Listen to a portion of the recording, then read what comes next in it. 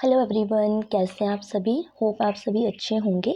स्वागत है आप सभी का आज के वीडियो में। और आज का हमारा टॉपिक रहेगा बिलासपुर का इतिहास। तो आज हम पढ़ेंगे हिस्ट्री ऑफ डिस्ट्रिक्ट बिलासपुर। तो हम स्टार्ट करेंगे कहलूर रियासत से। तो कहलूर रियासत जो था वो बिलासपुर का पुराना नाम था और कहलूर रियासत की स्थापना की थी राजा वीरचंद चंदेल ने 697 AD में। तो बहुत ही प्राचीनतम रियासत है ये। और ये जो राजा वीरचंद चंदेल थे ये मूल रूप से बुंदेलखंड मध्य प्रदेश के थे। तो ये घूमने के लिए आए थे अपर साइड और इन्होंने यहाँ आकर स्थापना की थी कहलूर रियासत की। इनके पिता का नाम था राजा हरिहर। तो इन्होंने स्थापना की कहलूर रियासत की। जो इन्होंने किला बनवाया तो उसको कहा जाता था कोट कहलूर और राजधानी बनाया इन्होंने नैना देवी को। तो नैना देवी मंदिर की स्थापना भी की थी राजा वीरचंद चंदेल ने, जो कि कहलूर रियासत के संस्थापक थे। या हम इनको बिलासपुर का प्रथम राजा भी कह सकते हैं, क्योंकि जो कहलूर रियासत है बाद में उसका नाम चेंज होके पड़ेगा बिलासपुर। तो इन्होंने कोट कहलूर की स्थापना कहाँ की? नैना देवी धार पर। तो मैंने आपको बताया कि जो इनका किला था उसी को कहा जाता था कोट कहलूर। तो इसके अवशेष आज भी आपको देखने को मिलेंगे नैना देवी धार पर। तो नैना देवी धार जो है बिलासपुर की 7 धारों में से फेमस है। और नैना देवी धार पर हमें देखने को मिलता है नैना देवी मंदिर और कोट कहलूर। और कोट कहलूर इन्होंने नाम क्यों रखा था रियासत का? कहलू गुज्जर के नाम पर। तो अभी आपने सिर्फ इतना ही ध्यान रखना है, इसके पीछे एक छोटी सी स्टोरी भी है। और इन्होंने राजधानी बनाया था नैना देवी को। और इन्होंने क्या इम्पोर्टेंट काम किया? इन्होंने सोलन की 12 ठकुराइयों को जीता था। उस टाइम पे ये बहुत ही शक्तिशाली ठकुराइयाँ थी जिनको कि राजा वीरचंद चंदेल ने जीता था, जिसमें कि बाघल, कुनिहार ये सभी जो थी ये शामिल थी। उसके बाद राजा बने कहाल चंद। तो ये ज़्यादा इम्पोर्टेंट नहीं है। इनके जो पुत्र थे वो थे राजा अजय चंद। तो कई बुक्स में हमें अजीत चंद भी देखने को मिलता है, तो आपने दोनों नाम ध्यान रखने हैं। तो इनसे एक ही क्वेश्चन इम्पॉर्टेंट है, राजा अजय चंद या अजीत चंद से, कि इन्होंने हिंदूर रियासत की स्थापना की थी। नालागढ़ का जो पुराना नाम था वो था हिंदूर। ये क्वेश्चन जो है बहुत ही बार एग्जाम में पूछा जाता है। राजा अजय चंद ने हिंदूर की स्थापना की थी और इसे किसको सौंप दिया? सुचेत चंद को। यानी कि ये बिलासपुर के राजा थे तो इन्होंने इसकी स्थापना की हिंदूर की, और जो कार्यभार था वो संभाल दिया सुचेत चंद को। नेक्स्ट राजा बने राजा मेघचंद। तो ये इम्पॉर्टेंट है क्योंकि ये बहुत ही अत्याचारी राजा थे। मतलब जो जनता थी वो इनसे बहुत ही ज़्यादा परेशान थी और जनता ने इनको अंत में भगा दिया था क्योंकि ये उन पर बहुत ही ज़्यादा अत्याचार कर रहे थे। तो अंत में इन्होंने भागकर कुल्लू में शरण ली थी। इल्तुतमिश, जो कि दिल्ली सल्तनत पर उनका राज था इल्तुतमिश का, इनके समय में, तो इनकी मदद से इन्होंने अपना जो राज्य था वो दोबारा प्राप्त किया था। तो इनसे एक क्वेश्चन आता है कि कहलूर का वह कौन सा राजा था जिसे जनता ने भगा दिया था? तो राजा मेघचंद। और उन्होंने शरण कहाँ ली थी? कुल्लू में। ये इम्पोर्टेंट है। सो नेक्स्ट राजा बने अभिसार चंद। इनके समकालीन दिल्ली सल्तनत पर अधिकार था सिकंदर लोदी का। तो अभिसार चंद का युद्ध होता है तत्तार खान के साथ और अभिसार चंद जीत जाते हैं उस युद्ध में, और इसका बदला लेता है तत्तार खान का बेटा। तो जो तत्तार खान का बेटा होता है वो अभिसार चंद को बाद में मार देता है। उसके बाद राजा बने संपूर्ण चंद। तो संपूर्ण चंद से आपको एक क्वेश्चन ध्यान रखना है कि इनका जो भाई था रतन चंद, उन्होंने संपूर्ण चंद को मार दिया था गद्दी के लिए, यानी कि राजा बनने के लिए उन्होंने अपने ही भाई की हत्या की थी। तो ये क्वेश्चन इनसे एग्जाम में पूछा जाता है। उसके बाद राजा बने राजा ज्ञानचंद। तो ज्ञानचंद जो थे बहुत ही महत्वपूर्ण है क्योंकि इनके समकालीन जो थे दिल्ली पर राजा थे अकबर। तो अकबर जो थे बहुत ही महत्वपूर्ण राजा थे। तो ज्ञानचंद ने क्या किया था कि इन्होंने इस्लाम धर्म अपनाया था। ये हिंदू धर्म के थे लेकिन इन्होंने क्या किया? इस्लाम धर्म अपनाया था। और ये क्वेश्चन जो है एग्जाम में पूछा जाता है। और इनका मकबरा जो है ज्ञानचंद का वो है कीर्तपुर में। इनके 3 पुत्र थे ज्ञानचंद के, बेगचंद, रामचंद और भीमचंद। तो इनके एक पुत्र जो थे बेगचंद, इन्होंने अपना धर्म परिवर्तन नहीं किया था और रामचंद और भीमचंद दोनों ने इस्लाम धर्म अपनाया था। इसके बाद राजा बेगचंद जो है बहुत ही महत्वपूर्ण है क्योंकि अगले राजा यही बनते हैं। तो इनसे क्वेश्चन ये आता है कि कहलूर रियासत के किस राजा ने इस्लाम धर्म अपनाया था? तो सबसे मेन है ज्ञानचंद जिन्होंने कि इस्लाम धर्म अपनाया था। तो आप इनको ऐसे ध्यान रख सकते हो कि राजा ज्ञानचंद के समकालीन थे अकबर, और अकबर की इन्फ्लुएंस में आकर इन्होंने इस्लाम धर्म अपनाया था। एक और इम्पॉर्टेंट क्वेश्चन है यहाँ से, इसके शासनकाल में कहलूर जो थी मुगलों के अधीन चली गई थी। तो किसके शासनकाल में? ज्ञानचंद के शासनकाल में। इन्होंने क्या किया? इस्लाम धर्म भी अपनाया और जो इनकी रियासत थी वो भी मुगलों के अधीन चली गई इनके समय में। उसके बाद अगले राजा बने राजा बीकचंद, जो कि बेटे थे ज्ञानचंद के। तो इन्होंने एक इम्पॉर्टेंट काम किया था कि जो राजधानी थी नैना देवी, जो कि मैंने आपको बताया कि कहलूर रियासत की स्थापना के समय वीरचंद ने राजधानी बनाया था नैना देवी को। तो इन्होंने शिफ्ट कर दी राजधानी नैना देवी से सुनहानी। ये इम्पॉर्टेंट क्वेश्चन है इनसे राजा बीकचंद चंदेल से, और इन्होंने यहीं से शासन किया था अपने कार्यकाल में, सुनहानी से। नेक्स्ट राजा बने राजा कल्याणचंद। तो इन्होंने अपने नाम के विरुद्ध जो था कार्य किए थे। इन्होंने क्या किया कि हिंडौर की सीमा पर किला बनवाया, जिसकी वजह से इन्हें युद्ध करना पड़ा था। तो इनका युद्ध होता है नारायण चंद के साथ और इनकी युद्ध में मृत्यु हो जाती है नारायण चंद की। उसके बाद जो कल्याणचंद है वो सुकेत के राजा श्यामसेन के साथ युद्ध करते हैं। तो उस युद्ध में श्यामसेन की विजय हो जाती है और कल्याणचंद की मृत्यु हो जाती है। और जिस स्थान पर कल्याणचंद की मृत्यु होती है उसको कहा जाता है कल्याणचंद की देवरी, यानी कि इसी स्थान पर जो थी कल्याणचंद की मृत्यु हुई थी। तो इनसे सिर्फ एक ही क्वेश्चन इम्पॉर्टेंट है कि किस राजा ने हिंडौर की सीमा पर किला बनवाया था? तो किसने बनवाया था? राजा कल्याणचंद ने। उसके बाद नेक्स्ट राजा बने राजा ताराचंद।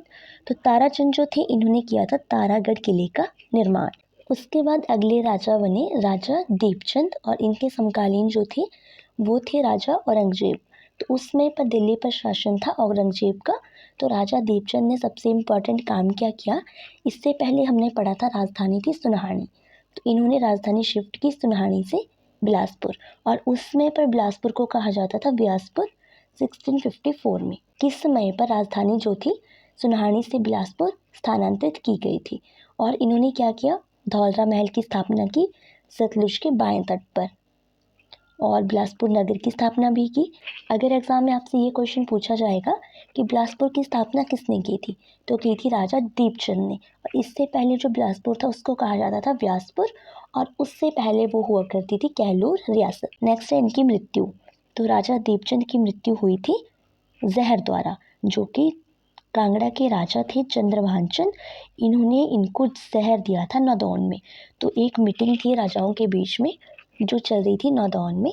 तो राजा चंद्रभान चंद ने क्या किया था? इनके खाने में जहर मिलाया था, जिसकी वजह से इनकी मृत्यु हो गई थी।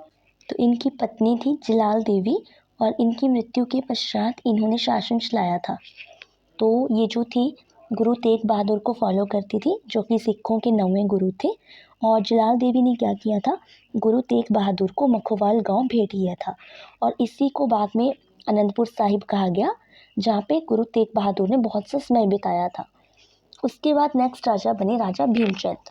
तो राजा भीमचंद जो थे बहुत ही महत्वपूर्ण राजा थे बिलासपुर के, और इनके समकालीन थे गुरु गोविंद सिंह, जो कि सिखों के 10वें गुरु थे। तो उस समय पर इनका जो प्रभुत्व था बहुत ही ज़्यादा था।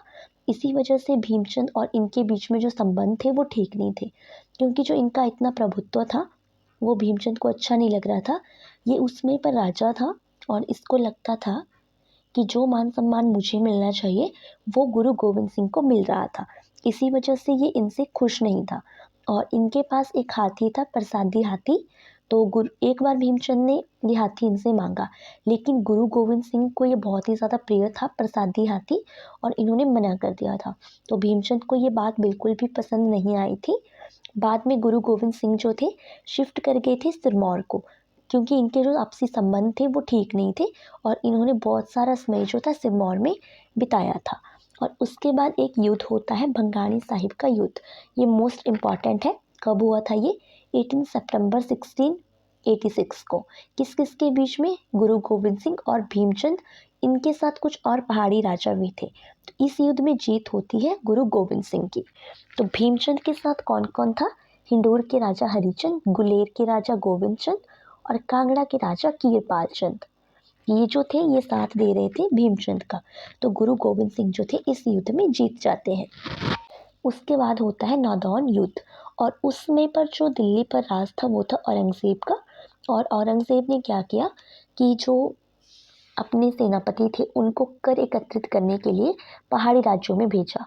तो भीमचंद ने मना किया कि कर नहीं देना है और इनको लगा कि अब युद्ध होगा, तो इन्होंने किससे मदद मांगी? गुरु गोविंद सिंह से। तो अंत में जो इनके संबंध थे वो ठीक हो गए थे। तो इस युद्ध में भीमचंद का साथ दिया गुरु गोविंद सिंह ने। और युद्ध किसके साथ हुआ? मुगलों के साथ, नादौन युद्ध।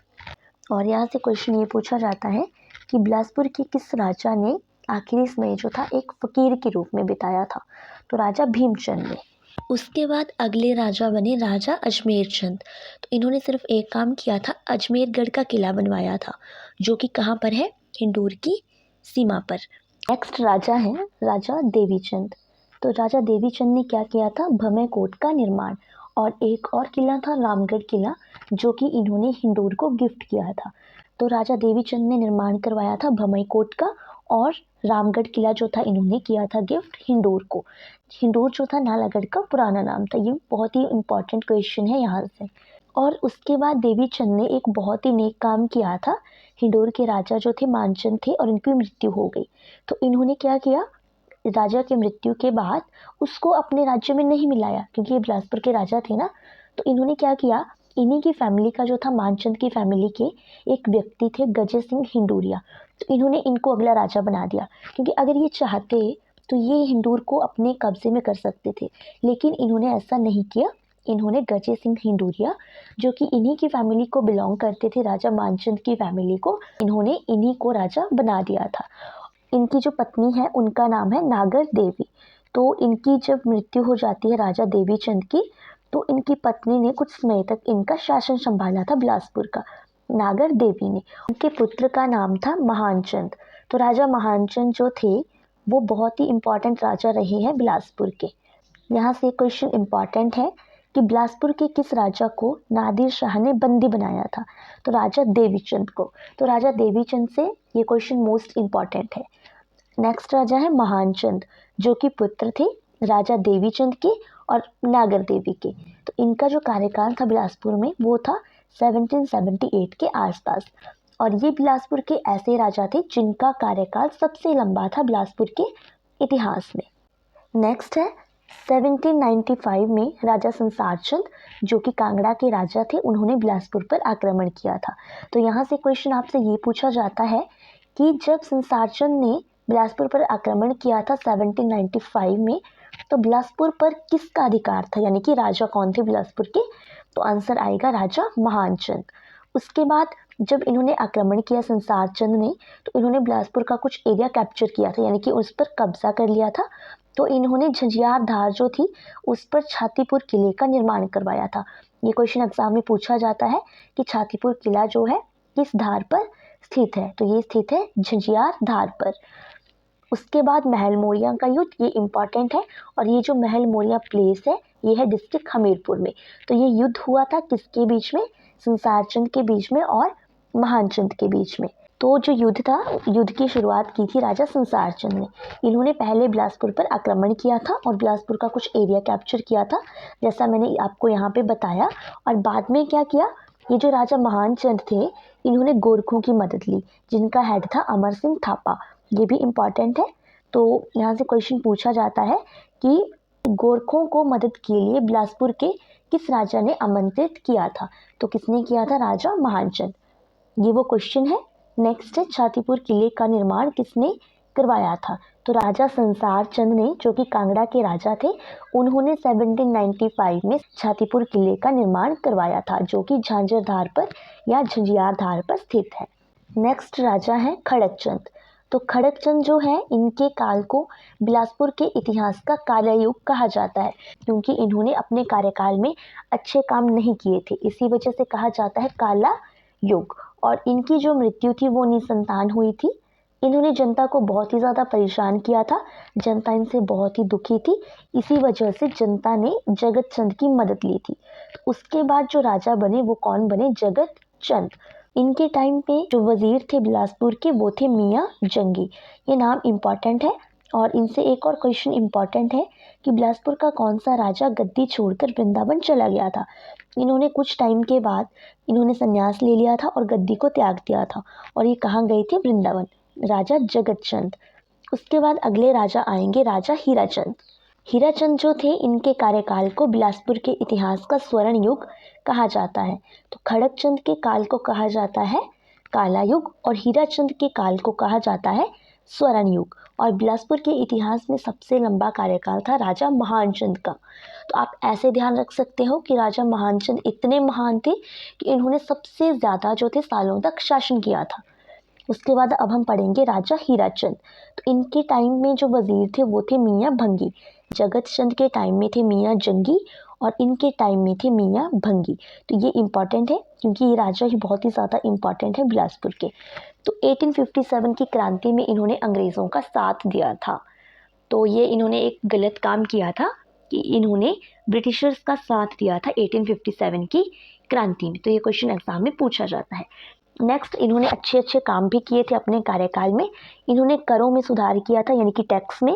तो इन्होंने अपने टाइम में एक ऐलान किया था कि जो टैक्स देंगे लोग वो 50% देंगे कैश और 50% जो होगी उनकी प्रोडक्शन। जैसे कि अगर गेहूं का उत्पादन हो रहा है तो वो 50% गेहूं देंगे और 50% जो वो देंगे पैसे। तो इस तरह से इन्होंने अपने टाइम में टैक्स रखे थे। और उसके बाद इन्होंने 1874 में जगात खाना और स्वारघाट टैंक का निर्माण करवाया था। ये क्वेश्चन भी एग्जाम में पूछा जाता है कि जगात खाना व स्वारघाट टैंक जो थे उनका निर्माण कब हुआ था और किसने करवाया था। तो राजा हीराचंद की मृत्यु हुई थी नमहोल में, जो कि बिलासपुर में पड़ता है। नमहोल एक जगह का नाम है। तो यहाँ पर हुई थी इनकी मृत्यु राजा हीराचंद की। उसके बाद नेक्स्ट राजा बने राजा अमरचंद। ये भी इम्पॉर्टेंट है क्योंकि इनके कार्यकाल में बिलासपुर में हुआ था झुग्गा आंदोलन 1883 में। और ये बहुत ही ज़्यादा इम्पॉर्टेंट आंदोलन है। तो इसके लिए आपको सेपरेट वीडियो डिस्क्रिप्शन में मिल जाएगी, उसका लिंक डिस्क्रिप्शन बॉक्स में दिया गया है। उसके बाद इन्होंने क्या किया, राजा अमरचंद के टाइम में 1885 से जो प्रशासनिक कार्य थे वो देवनागरी लिपि में होने लगे थे। और इसका ऐलान कि जो प्रशासनिक कार्य है वो देवनागरी लिपि में होंगे, ये किया था राजा अमरचंद ने। तो राजा अमरचंद से आपने 2 पॉइंट्स याद रखने हैं। पहला है जुग्गा आंदोलन और दूसरा है देवनागरी लिपि का यूज़। तो यहाँ से क्वेश्चन ये पूछा जाता है इनसे कि बिलासपुर में कब से प्रशासनिक कार्य जो थे देवनागरी लिपि में होने लगे थे। तो कब से, 1885 से। नेक्स्ट राजा बने विजयचंद। राजा विजयचंद, तो इन्होंने क्या किया था, रंग महल की स्थापना की थी 1900 में। ये इंपॉर्टेंट क्वेश्चन है। और जो रंग महल था बाद में गोविंद सागर झील के वजह से डूब गया था। इन्होंने क्या किया था, ब्रिटिश मॉडल ऑफ एडमिनिस्ट्रेशन अपनाया था। यानी कि जो इनका शासन करने का तरीका था वो ब्रिटिश मॉडल पर आधारित था। और टैंक संगवाना का निर्माण करवाया था विजय चंद ने। इम्पॉर्टेंट है। और इनको अंग्रेज़ों की तरफ से KCIE की उपाधि भी मिली थी, Knight Commander of the Indian Empire. तो ये उपाधि दी थी इनको ब्रिटिशर्स ने। किसको दी थी, राजा विजयचंद को। और प्रथम विश्व युद्ध में भी इन्होंने भाग लिया था। इनसे एक क्वेश्चन इंपॉर्टेंट है, बिलासपुर के किस राजा को निर्वासित कर बनारस रहने का हुक्म दिया गया था, राजा विजयचंद को। उसके बाद नेक्स्ट राजा बने राजा आनंद चंद। और ये बिलासपुर के अंतिम राजा थे। इनका कार्यकाल था 1928 से 1948 तक। यानी कि जब इंडिया आज़ाद हुआ था तो उस टाइम पे बिलासपुर के राजा थे राजा आनंद चंद। तो इन्होंने बेगार प्रथा, बाल विवाह के खिलाफ कानून बनाए थे। तो इम्पॉर्टेंट राजा थे ये बिलासपुर के। 15 अगस्त 1948 को बिलासपुर जो था पार्ट C राज्य बन गया था। तो जो बिलासपुर के पहले मुख्य आयुक्त थे वो कौन थे, राजा आनंद चंद। कब बनाया गया था इनको, 12 अक्टूबर 1948 को। तो पहले मुख्य आयुक्त आनंद चंद किसके, बिलासपुर के। यहाँ पे आपने एक पॉइंट ध्यान रखना है कि ये बिलासपुर के पहले मुख्य आयुक्त थे, ना कि हिमाचल के। ठीक है, हिमाचल के नहीं थे, सिर्फ बिलासपुर के थे। और इन्होंने एक बहुत ही इंपॉर्टेंट बुक लिखी है, Bilaspur present past and future, जो कि बिलासपुर के इतिहास का एक बहुत ही महत्वपूर्ण स्रोत है। जो बुक इन्होंने लिखी है, बिलासपुर वर्तमान, भूत और भविष्य। तो इनकी जो मृत्यु थी राजा आनंद चंद की वो हुई थी 1983 में लंदन में। तो इसी के साथ जो बिलासपुर का इतिहास है वो ख़त्म हो गया। होप ये वीडियो जो है आप सभी के लिए यूज़फुल रहेगी। इसमें मैंने जितने भी इम्पॉर्टेंट पॉइंट्स थे हिस्ट्री ऑफ बिलासपुर से रिलेटेड उन सबको मैंने इस वीडियो में कवर किया है। आप इस वीडियो को पूरा देखिएगा। जल्दी ही हम मिलेंगे नेक्स्ट वीडियो में। और अगर आपको ये वीडियो पसंद आए तो आप इसको लाइक करें, शेयर करें और चैनल को सब्सक्राइब करें। Thank you so much.